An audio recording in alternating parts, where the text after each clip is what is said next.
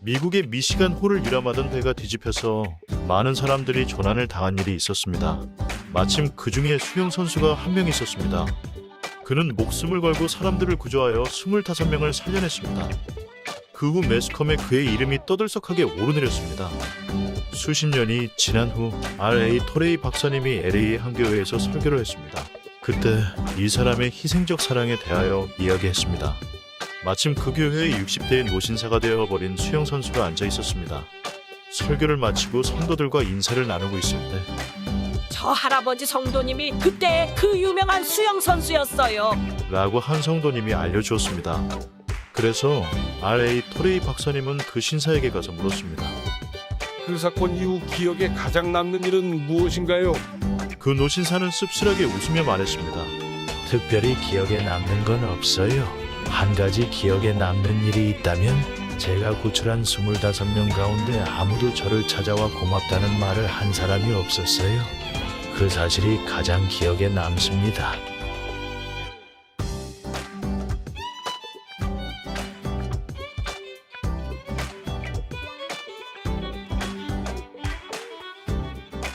하셔도 좋겠다라는 생각을 해봅니다. 네, 이 시간에 잠시 기도하고 우리 찬양 시작하도록 하겠습니다. 하나님 아버지 감사합니다. 오늘도 주님 안에서 이렇게 또 함께 공동체로 모여서 주님 앞에 예배를 드립니다. 하나님, 우리가 숫자가 얼마든 또 사람이 가득 차든 그렇지 않든 하나님이 이 가운데 두세 사람이 모인 곳에는 주님 함께 계신다고 말씀하셨던 것을 믿고 오늘도 우리의 예배의 대상이 되신 주님만을 집중하며 나아가길 원합니다. 하나님 중심이 되어주셔서 오늘도 하나님이 어떠한 분이신지 기억하고 하나님을 만나고 하나님을 찬양하며 기뻐하는 시간 되게 하여 주옵소서. 모든 시간을 주님 앞에 맡겨드리고 예수 그리스도 이름으로 기도합니다. 아멘.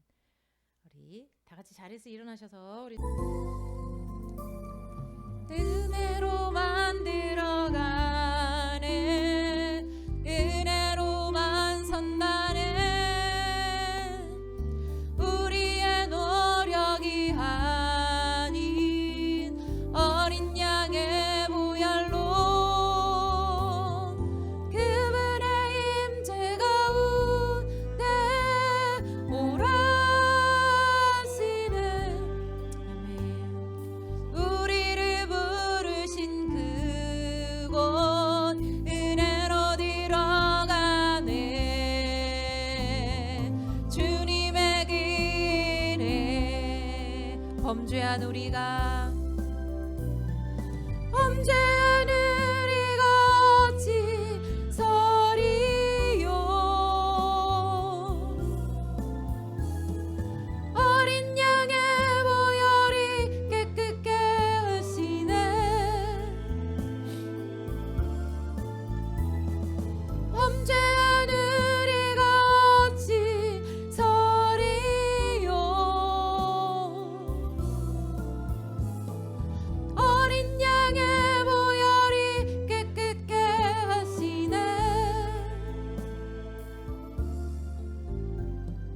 은혜로 만들어가네 은혜로만 선다네 우리의 노력이 아닌 어린 양의 보혈로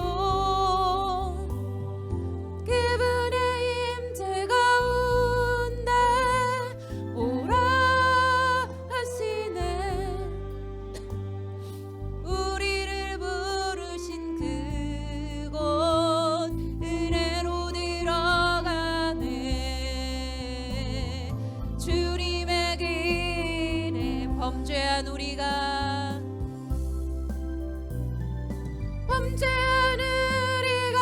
어찌 서리요 어린 양의 보혈이 깨끗게 하시네 아멘 주님 범죄한 우리가 어찌 서리요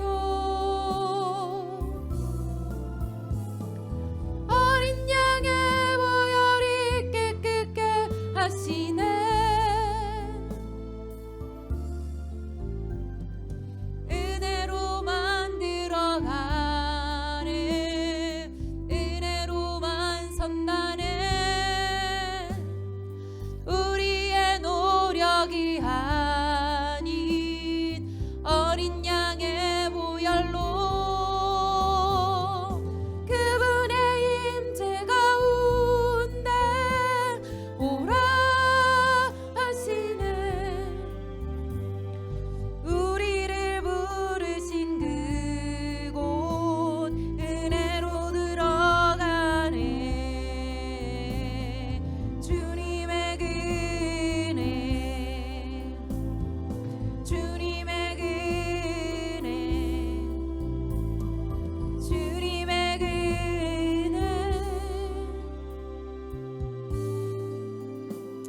시간에 우리 같이 기도하실 때 하나님께서 제 마음 안에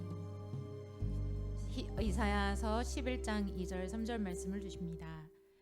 그의 위에 여호와의 영 곧 지혜와 총명의 힘 영이요 모략과 재능의 영이요 지식과 여호와를 경외하는 영이 강림하시리니 그가 여호와를 경외함으로 즐거움을 삼을 것이며 그의 눈에 보이는 대로 심판하지 아니하며 그의 귀에 들리는 대로 판단하지 아니하며 공의로 가난한 자를 심판하며 정직으로 세상의 겸손한 자를 판단할 것이며 그의 입의 막대기로 세상을 치며 그의 입술의 기운으로 악인을 죽일 것이며 공의로 그의 허리띠를 삼으며 성실로 그의 몸의 띠를 삼으리라.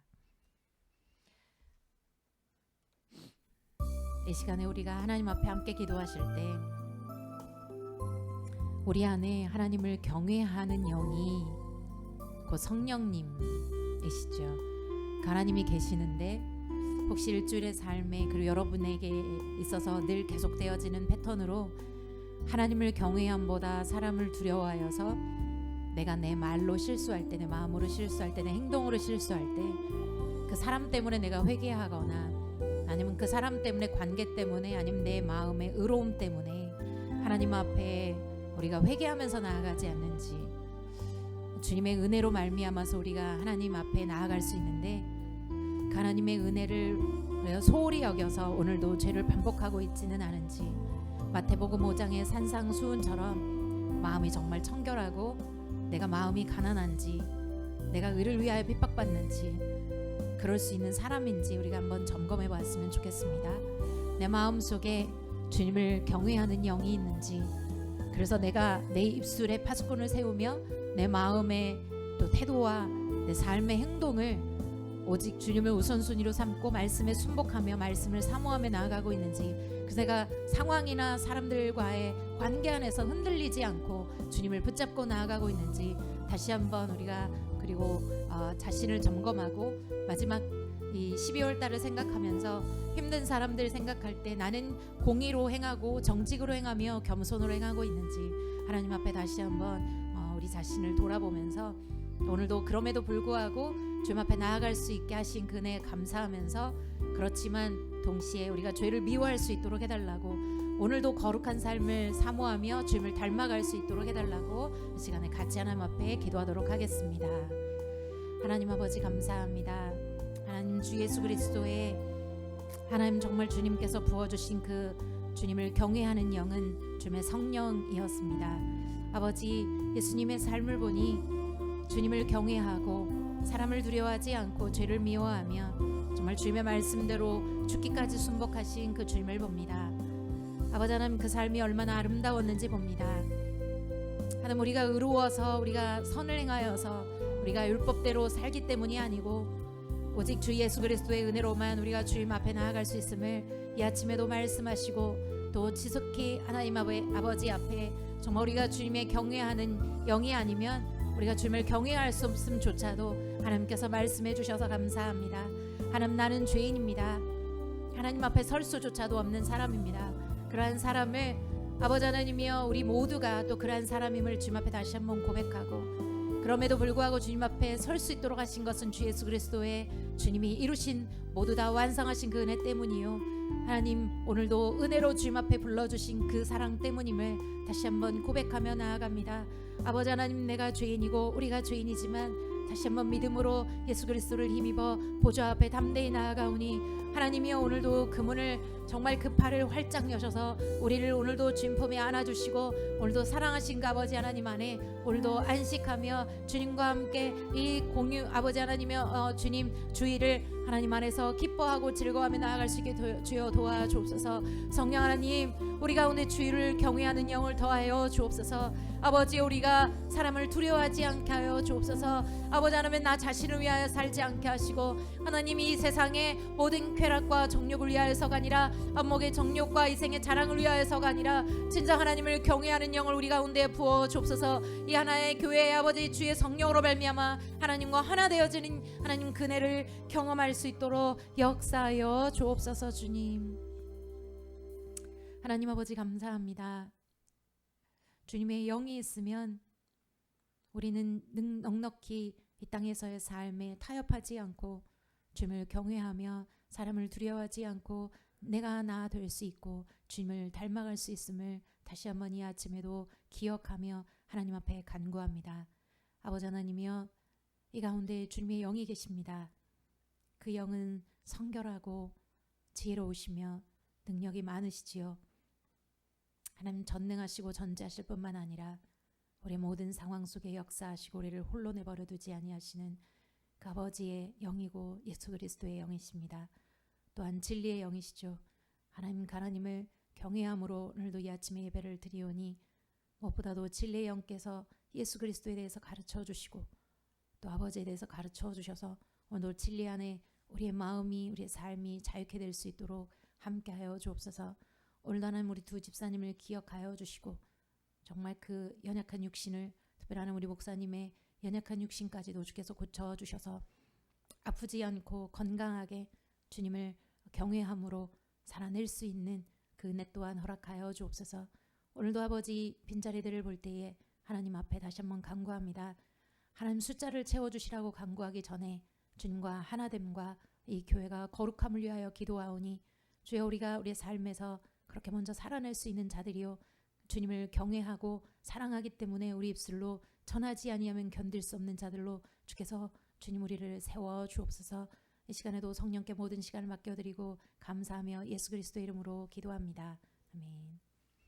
오늘 주님께서 주신 본문 말씀 시편 119편 105절로 112절까지입니다. 네. 119편 구약성경 893쪽 한 절씩 우리 교독하도록 하겠습니다.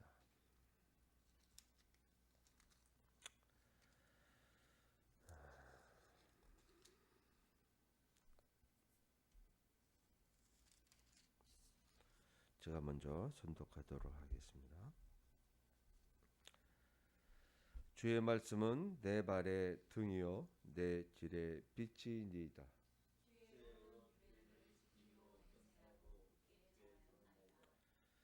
나의 고난이 매우 심하오니 여호와여 주의 말씀대로 나를 살아나게 하소서.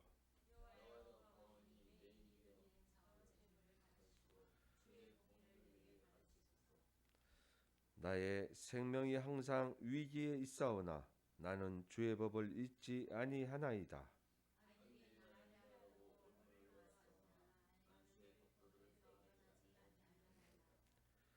주의 증거들로 내가 영원히 나의 기업을 삼았사오니 이는 내 마음의 즐거움이 됨이니이다. 내가 주의 율례들을 영원히 행하려고 내 마음을 기울였나이다. 아멘. 네, 오늘 말씀을 통해서 내 길의 빛이라는 제목으로 함께 우리 하나님의 은혜의 말씀을 나누겠습니다. 함께 이 시간 기도하십니다. 참으로 사랑에 많으신 하나님 아버지께서 창세전에 우리를 예정하여 주시고 택하셔서 아버지 하나님의 말씀의 빛을 비춰주시기 위해서 우리에게 은혜를 주셨으나 아버지 하나님 우리가 살아갈 때 연약한 육체로 주님 말씀을 순종하지 못한 것들을 이 시간 또한 돌이켜 회개합니다. 아버지 하나님께 말씀 받은 그 말씀대로 우리의 삶이 변화되고 우리의 성품이 변화되어서 주님의 온전하시고 기뻐하시고 온전한 뜻이 그 무엇인지 분별할 수 있도록 아버지 하나님 인도하여 주시고 역사하여 주시옵소서. 이제 주님의 말씀으로 새 사람을 입은 우리가 아버지 하나님의 창조의 섭리에 맞도록 살아갈 수 있는 저희들 될 수 있도록 인도하여 주시고 역사하여 주시옵소서. 우리의 길이 되시고 빛이 되신 주님 이 시간 역사하여 주실 것을 믿사하며 우리 주 예수 그리스도의 이름으로 기도합니다. 아멘. 네. 내 길의 빛이라는 제목으로 봤는데요. 지난 시간에 우리 디모데후서 그죠? 3장 16절 말씀을 통해서 한번 우리 또 봤었어요. 그래서 하나님의 말씀이 우리를 어떻게 인도하시고 어떻게 역사하시는지 우리가 지난 시간을 통해서 한번 또 말씀의 은혜를 나누었습니다. 오늘 구약에서 가장 중요한 말씀 중에 하나인 119편은 굉장히 길어요. 자, 끝까지 가면 176절까지 있어요. 176절까지. 굉장히 길어요. 근데 여러분들 이 119편 자주 읽으시면 좋아요. 자주 읽으세요. 여기에 모든 하나님의 섭리와 은혜가 담겨 있어요. 우리가 살아가야 될 좌우명, 쉽게 말하면 철학, 주님께서 주시는 우리의 지침이 여기에 다 들어가 있어요. 119편 한 편만으로도 정말 우리의 삶을 넉넉히 살 수 있는 하나님의 인도하심이 있으십니다. 예, 굉장히 중요해요. 그래서 이 119편이 그래서 너무 우리에게 많이 읽혀지는 그런 구절이기도 합니다. 그래서 오늘 이 119편을 택해봤는데요. 이 내 길의 빛이라는 제목을 정했는데 이것은 무엇을 뜻하냐면 우리 인간 스스로 빛을 낼 수 없다라는 거예요. 그러면 무엇이 필요한가? 빛이 필요한 것이죠. 그러니까 우리 길의 빛은 뭐냐면 하나님 말씀이다라는 결론이에요. 결론은. 그런데 이 결론이 왜 어떻게 해서 이 시편에 나타나는 찬송을 한 본인이 왜 이렇게 생각하고 왜 이렇게 말을 했는지를 우리가 찾아보아야 될 필요가 있다는 것이죠. 119편은 단순한 길이 아닌 삶의 방향, 존재의 여정, 전체를 의미합니다. 우리가 인생을 왜 사느냐, 인생을 사는 의미가 무엇이냐라고 이 119편은 말해주고 있다는 것이에요. 그러니까 본질적인 삶의 의미를 깨달아야 돼요. 우리가 먹기 위해서 사느냐, 내가 잘 먹고 잘 살고 즐겁기 위해서, 쾌락을 누리기 위해서, 내가 내 행복만을 위해서 사는 것이냐, 이것이 의미인가? 아니면 다른 의미가 있느냐? 너가 왜 존재하느냐? 존재의 의미가 무엇이냐? 라는 것들을 근본적인 것들을 묻는. 이 본질을 모르게 되면 우리는 비본질에 쌓여서 인생을 허비하는 시간을 살게 된다는 거예요. 이게 비본질적인 의미를 가지고 우리가 인생을 논할 수가 없는 것이죠. 우리가 본질적인 의미를 이 시간 되새기길 원합니다. 예, 그래서 오늘 119편 이렇게 택했는데요. 105절에 보면은 주의 말씀은 내 발의 등이요 내 길의 빛이니이다 이렇게 말하고 있어요. 내 발의 등, 요 이제 개역 한글에선 내 발의 등불이요 이렇게 적혀 있었어요. 근데 여긴 등이요 하니까 좀 등이요 하면 등불이라는 생각이 안 들죠. 발등상 이러다 보면 내 발의 등인가 이렇게 생각이 되는데 그게 아니에요. 등불을 말하는 거예요. 등불. 그리고 내 길의 빛이다. 이게 빨간 글자체로 써져 있어요. 내 발의 등불이요 내 길의 빛이다. 이 등불이라고 하는 것은 네르라고 하는 이제 그 원어의 원어, 그리고 빛은 오르라고 하는, 오르 하면 많이 들어보시지 않았나요? 우리 영화 같은 데서 보면은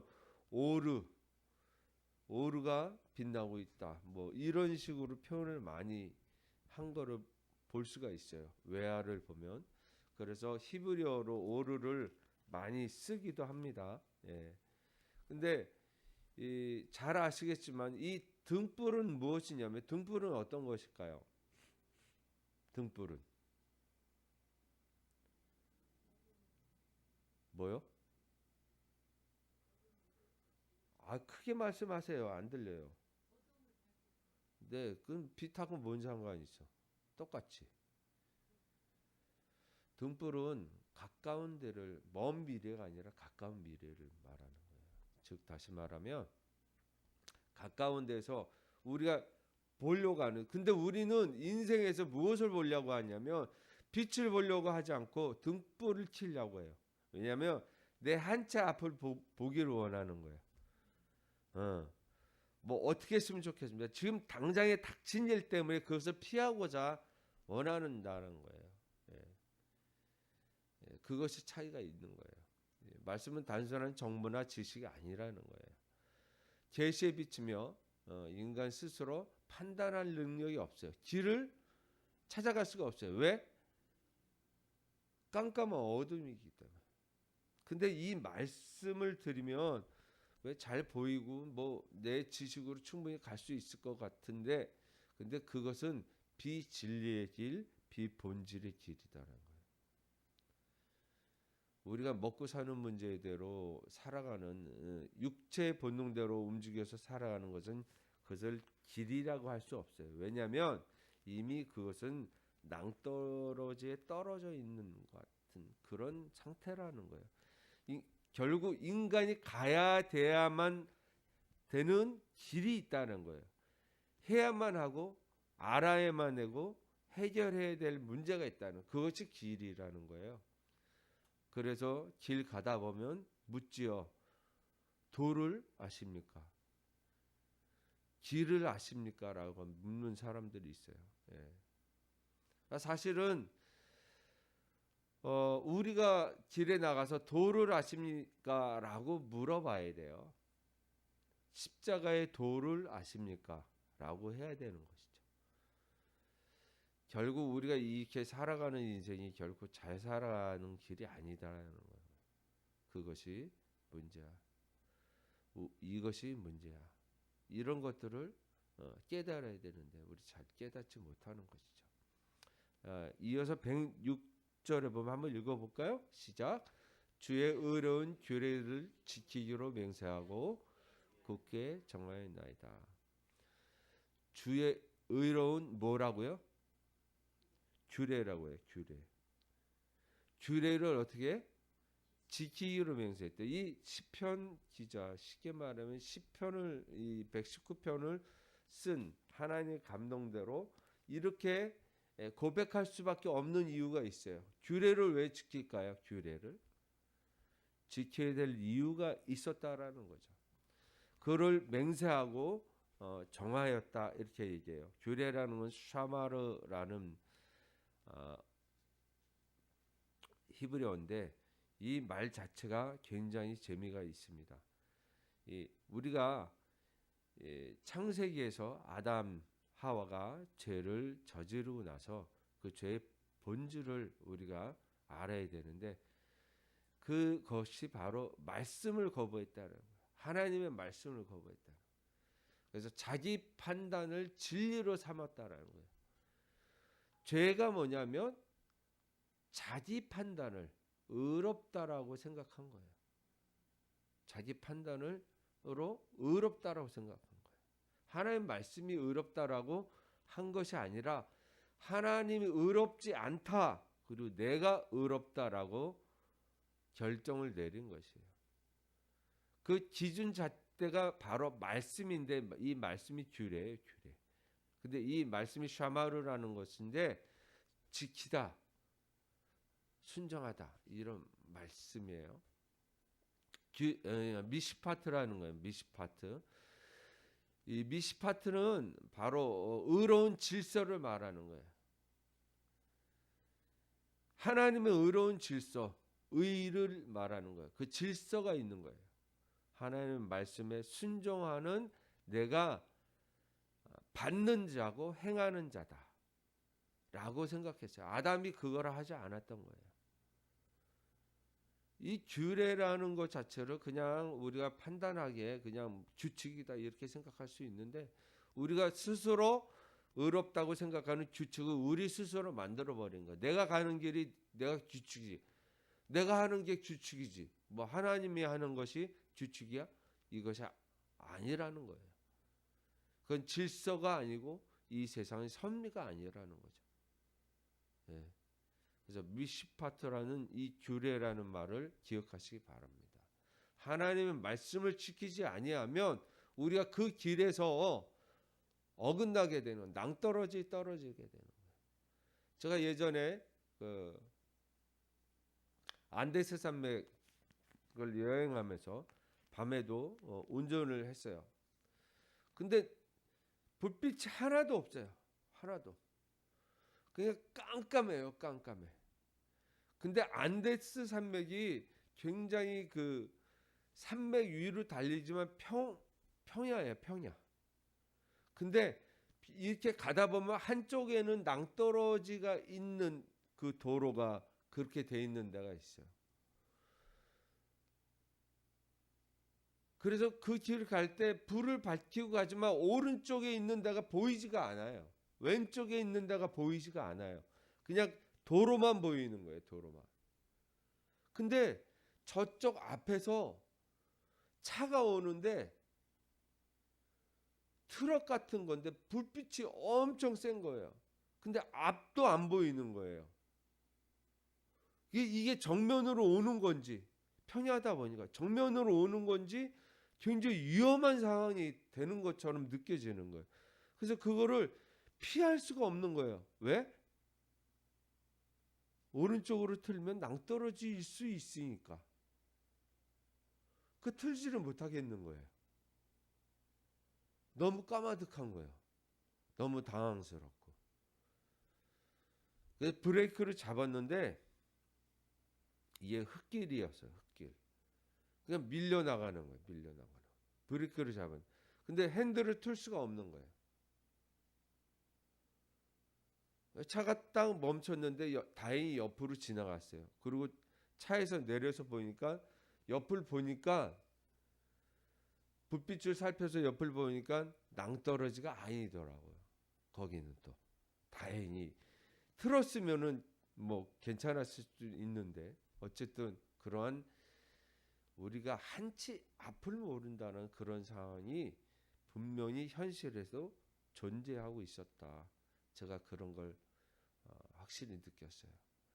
그러니까 지킨다라는 것은 우리가 순종한다는 것이, 이것은 그냥 순종하여서 내가 순복하고 우리가 이 세상에 사는 것처럼 내가 길을 죽이고 내가 수그리고 남 밑에 들어가는 것처럼 생각하는 것이 굉장히 기분 나쁘고 굴복하는 것처럼 느껴질 수 있어요. 근데 하나님 안으로 들어간다는 것, 지킨다는 것은 그게 바로 안전한 도로 그 안으로 들어가는 것을 의미해요. 우리는 이 세상은 어떤 사람들이 높은 사람이 있어도 그 사람은 잘 믿지는 못해요. 순종해서 이렇게 굽신거린다는 게 비굴해지고 내가 한 수 꺾어서 잠시 내가 그렇게 할 것일 뿐이다라는 그런 생각들을 해요. 모든 사람들이.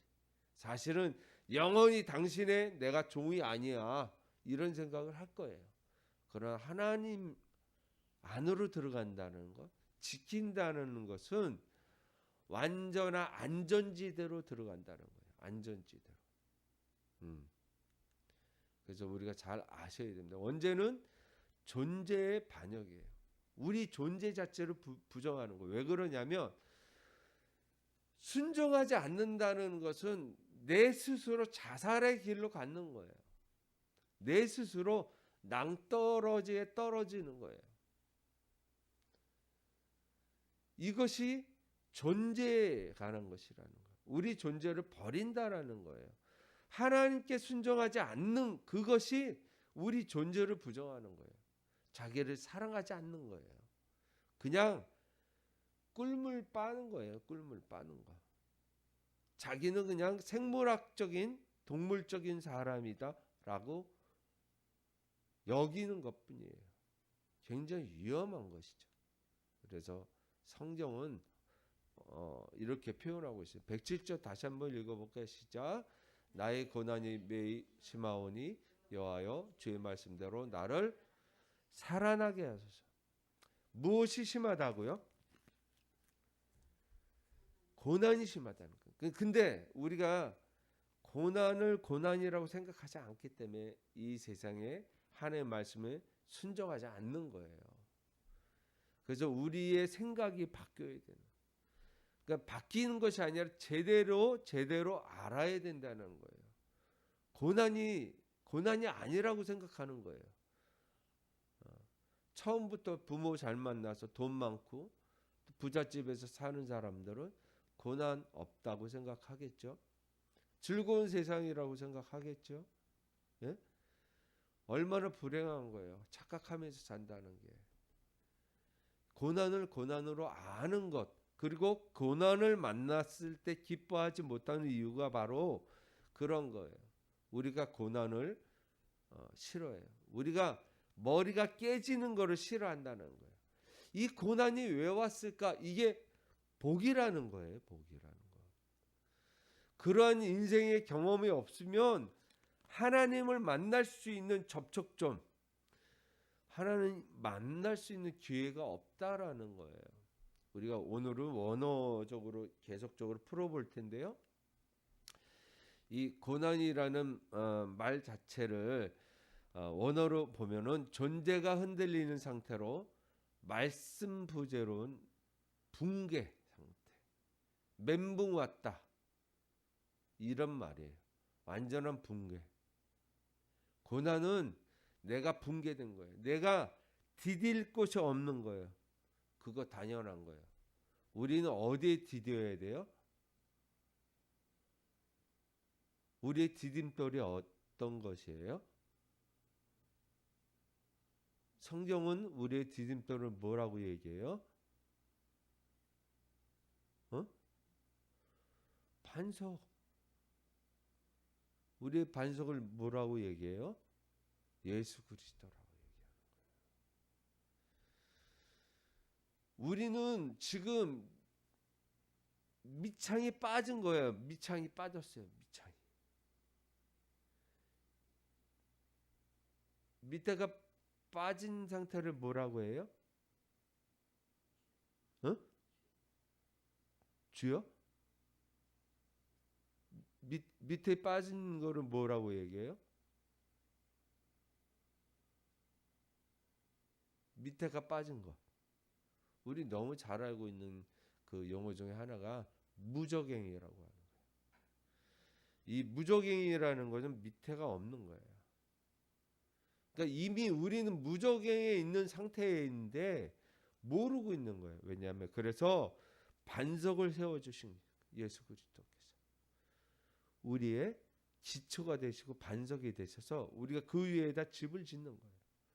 우리는 지금 무적행의 상태다.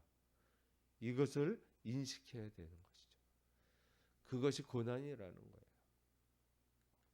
자, 살아나게 한다라는 것은 다시 말하면 우리가 무적행에 있기 때문에 죽어 있는 상태예요. 이미 죽은 거예요. 상태가. 그 상태 자체가. 그런데 반석 위에 있으면 어떻게 해요? 살아나게 한다는 거예요. 이 말씀 자체가 바로 예수 그리스도를 뜻하는 거예요. 그래서 나의 고난이 매우 심하오니 이게 너무 중요한 거예요. 내가 고난이 있다라는 것을 인식하지 못하면 안 된다라는 거예요. 그래서 주님께서 말씀하신 대로 내가 살아나게 하소서. 살아나는 건 딱 하나예요. 내가 사는 게 아니에요. 반석이 나를 받쳐줘야 돼요. 그것이 바로 은혜인 거죠. 예수 그리스도께서 나를 받쳐주는 거, 우리를 받쳐주는 거, 그것이 은혜인 거예요. 네. 하나님 형상을 회복시키는 능력이 있습니다. 자, 오늘 108절, 109절, 110절까지 잘 안 보이죠? 우리 이 성경 보면서 108절에서 110절까지 한번 같이 읽어볼게요. 시작. 여호와여 구하오니 내 입이 드리는 자언여물을 받으시고 주의 공의를 내게 가르치소서. 나의 생명이 항상 위기에 있사오나 나는 주의 법을 잊지 아니하나이다. 악인들이 나를 해하려고 올무를 놓았사오나 나는 주의 법도들에서 떠나지 아니하였나이다. 어떻게 말을 하고 있냐면 여호와여 구하오니 내가 주님께 구하오니 내 입이 드리는 무엇을 받으시고요? 자원 제물을 받으시라는 거예요. 그리고 주의 공의를 내게 가르치소서. 여기에서 주의 공의라고 했는데 앞에 있는 우리가 봤던 무슨 말이었어요? 규례. 이 말하고 똑같은 말이에요. 근데 공의라고 여기서는 또 말을 했어요. 개역 한글은 규례라고 했거든요. 근데 헷갈려. 근데 왜 공의라고 했냐면 그랬죠. 조금 전에도 말씀드렸지만 의롭게 되는 그것은 뭐냐면 죽어있는 생명이 살아나는 것이잖아요. 그러니까 내가 아닌 반석이 나를 받쳐주는 것을 규례라고 하는 말씀을 하나님의 말씀의 반석이 받쳐주지 않으면 어떻게 해요? 무정행이 떨어진다는 거예요. 그러니까 자원예물이라는 것 자체가 무슨 뜻이냐면 진실한 경배를 뜻합니다. 내가 자원하여. 그래서 우리가 뭐냐면 하나님이 무엇을 보시냐면 무엇을 보고 우리를 의롭다고 할까요? 헌금 드리는 거요? 무엇을 보고 우리를 의롭다고 할까요? 하나님을 향한 진실함이에요. 예수님을 향한 진실함이에요. 그 진실함이 있는 거예요.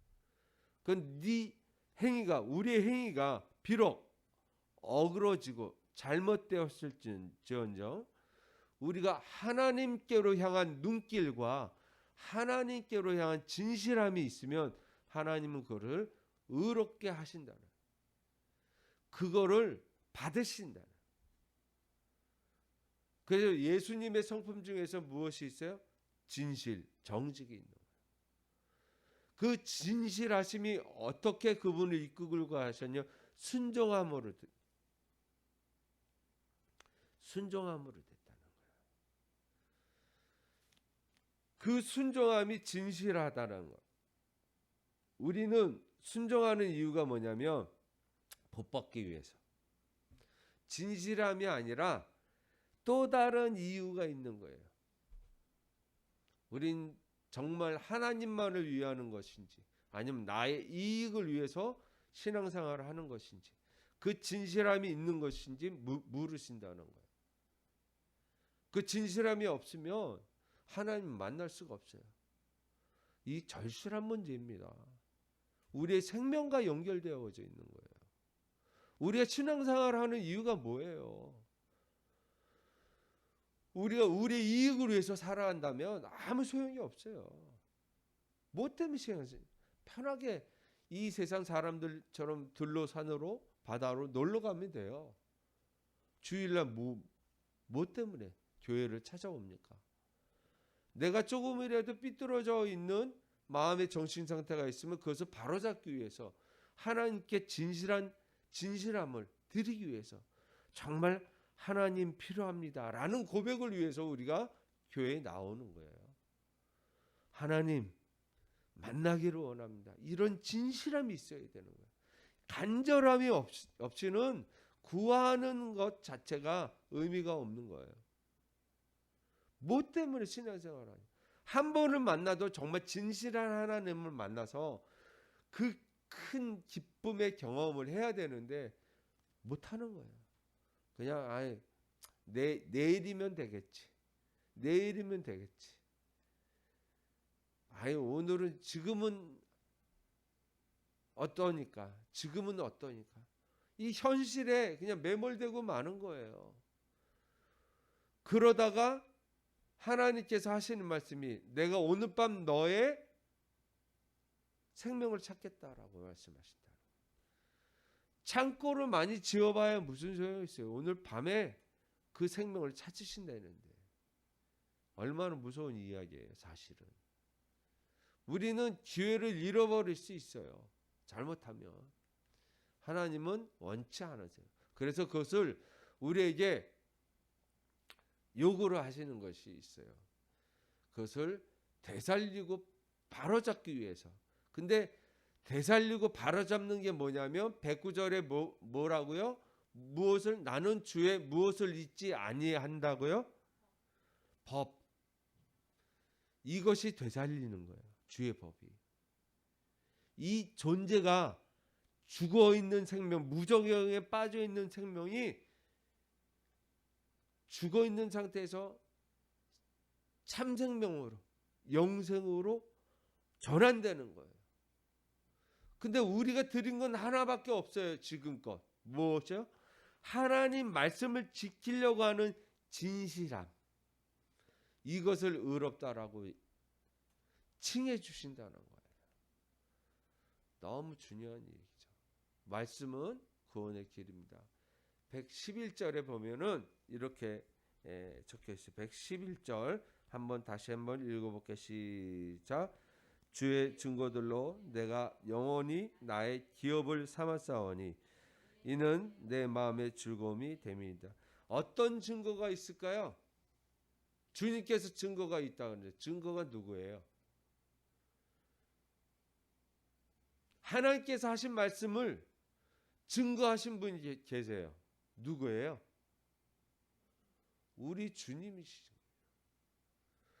그보다 확실한 증거가 없는 거예요. 우리와 같은 몸으로 육신으로 태어나셔서 이 세상에서 십자가의 돌을 지고 십자가를 지고 죽으셨다라는 거예요. 순종하심으로. 무엇의? 법에. 무엇의? 말씀에 순종하심으로. 그래서 그분의 성품은 순전함으로 나아가셨다는, 순종하는 그 순전함이 있는 거예요. 그래서 사실은 나인 나 되기 훈련이 있는데 그 예수님의 성품 그 9가지로 들어가는 거예요. 계속 우리가 그 훈련을 해야 되는 거예요. 우리가 이득을 취하기 위해서 예수님의 성품으로 변화되는 게 아니에요. 우리의 본질이 변화되지 않으면 구원은 없는 거예요. 우리의 본질이 변하지 않은, 왜? 거기에 진실함이 없는데, 우리가 우리의 얄팍한 이익을 위해서 하나님을 구했기 때문에 진실함이 없다. 내가 너를 모른다라고 예수님이 말씀하신다는 거예요. 그래요, 안 그래요? 성경에서 분명히 그렇게 이야기하고 있다는 거예요. 그 증거라는 것은 확정된 진리예요. 그래서 주님의 질서 안으로 들어가는 것입니다. 기업이라는 것은 무엇을 얘기하냐면 내가 기업을 받는다. 하나님의 기업을 받는다라는 것이 무엇이냐면 생명을 얻는다는 거예요. 내 존재가 썩어질 것이고 죽을 존재인데 이제 진짜 의미 있는 존재로 바뀐다는 거예요. 그것이 기업이에요. 하나님의 자녀가 된다라는 것은 내 존재가 이제 존재로서 하나님 안에 들어가서 질서 안에 들어가서 의미를 알게 된다라는 거예요. 이것을 가지고 우린 기업이라고 그러죠. 하나님께서 나에게 복을 주셔서 하나님께서 풍요로운 기업, 회사를 주셨습니다. 물질을 주셨습니다. 이런 것들을 받기 위해서가 아니라고요. 이걸 기업이라고 얘기하지 않아요. 하나님께서 주시는 기업의 의미가 뭐예요? 생명이에요. 생명이라는 기업, 나라는 존재를 주신 거예요. 나라는 존재라는 기업을 주신 거예요. 한 영혼이 천하보다 귀한 것, 그것이 바로 존재인 거예요. 우리의 존재가 얼마나 소중한지 우리는 항상 이것을 생각해야 됩니다. 그래서 그렇죠? 생각해야만 돼요. 아, 그렇구나. 이 존재가 얼마나 중요한 것이. 내가 하찮은 사람이 아니구나. 아, 나는 살아나야 돼. 항상 기억해야 됩니다. 우리는 살아나야만 됩니다. 우리는 진실해야만 합니다. 우리는 온유해야만 됩니다. 우리는 겸손해야만 됩니다. 우리는 절제해야만 됩니다. 우리는 사랑해야만 됩니다. 우리는 긍휼을 품어야 됩니다. 우리는 용서해야만 합니다. 우리는 섬겨야만 됩니다. 이 9가지예요. 이게 나인 나대기의 성품이에요. 이것을 위해서 사는 거예요. 이것이 변화가 되지 않으면 존재 가치가 없는 거예요. 그래서 그것이 즐거움이 돼서 본질적 우리의 기쁨이 회복돼야 되는 이 구원의 감격과 기쁨을 누려야만 됩니다. 우리는 기뻐하면서 살아야지 왜 슬퍼하면서 애통하면서 살아야 됩니까? 분명한 건 뭐냐면 구원의 감격과 기쁨을 누려야만 됩니다. 내 자신이 심각하게 생각하지 않으면 내 인생에 의미가 없는 거예요. 내 인생이 값어치가 없는 거예요. 그 값어치 없는 인생을 위해서 무엇 때문에 살아요? 정말 존귀한 인생이어야 되지 않습니까? 왜? 하나님의 자녀이기 때문에 그렇습니다. 우리는 어떤 것이든지 다 하나님의 성품, 예수님의 성품으로 변화돼. 이것이 성화라는 거, 거룩이에요. 결국 우리가 걸어가야 될 최종적인 게 뭐냐? 하나님의 사람인 거예요. 그래서 하나님의 사람은 거룩합니다. 내가 거룩하니 너희도 거룩하라 라고 말씀하신 거예요. 그래서 결단해야만 됩니다. 우리는 결단해야만 합니다. 말씀을 거부하는 길, 그 길을 가실 겁니까? 우린 결단해야 됩니다. 말씀을 거부할 것입니까? 아니면 말씀을 기업으로 삼을 것입니까? 이 두 길 중에 한 길을 가야 됩니다. 한 길은 무적행이고 한 길은 반석 위에 있는 거예요. 우리는 말씀을 거부하는 게 누가 시작이 됐어요? 언제? 아담부터. 말씀을 거부한다는 건 내 자신 존재를 거부하는 거예요. 내 판단의 기준을 서는 게 말씀을 거부하는 거예요. 하나님의 말씀을 듣지 않는 그런 의미가 아니에요. 완전히 거부하는 거예요. 내 말대로 내 생각대로 사는 건 말씀을 거부하는 하나님의 사람이 아니에요. 하나님의 말씀과 가치대로 사는 것, 그것이 우리의 존재로 사는 거예요. 나는 하나님의 자녀였다라는 정체성을 깨닫는 것이죠. 그것이 우리의 본분이고 우리의 목적이고 우리의 전부여야 됩니다. 그래서 말씀은 인간 존재의 빛이다라는 말씀을 드립니다. 길을 비추고 어두운 발걸음과 앞길 전체를 환히 밝힙니다. 이 말씀을 통해서만이 살아날 수 있습니다. 말씀은 반역을 드러내는 거예요. 하나님 말씀을 거부한 반역을 드러내는 것이에요. 내 뜻대로 걸어간 것을 드러내는 것이에요. 말씀을 통해서만이 압니다. 세 번째는 붕괴를 치료해요. 멘붕 상태를 치유하는 거예요. 고난의 상태를 치유한다는 말씀입니다. 그런데 하나님께서 지혜만 주신 게 아니라 물질도 주셨어요. 누구에게? 솔로몬에게. 하나님의 말씀대로 본질대로 쫓아가니까 하나님께서 우리의 삶을 고난에서 구원해 주신다는 그것마저도. 네 번째는 결국 잃어버린 하나님의 형상을 회복시키는 것이에요. 이것을 재창조라고 하는 거예요. 우리는 창조되어진 게 아니라 창조되어질 것입니다. 내가 만드는 것이 아니라 창조하시는 하나님 손에 의해서 형상이 회복되는 것이에요. 마지막으로 그것이 구원이 됩니다. 이것이 우리의 기쁨이 되어야만 하는 것입니다. 마지막으로 고린도후서 4장 4절 말씀을 한번 볼게요. 자, 함께 읽어봅시다. 시작. 그 중에 이 세상의 신이 믿지 아니하는 자들의 마음을 혼미하게 하여 그리스도의 영광의 복음의 강체가 비치지 못하게 함이니 그리스도는 하나님의 형상이니라. 그리스도의 형상을 찾아가십시오. 이 세상은 혼미케 합니다. 거기에 빠지면 안 됩니다. 우리가 말씀을 통해서 우리가 어떠한 상태인지 똑똑히 보아 알고 깨닫고 하여서 혼미한 상태로서 무조건에 떨어지지 않는 우를 범하지 않기를 주의 이름을 축원하겠습니다. 하나님의 형상이 회복되는 저와 여러분이 되기를 주의 이름으로 축원하겠습니다. 함께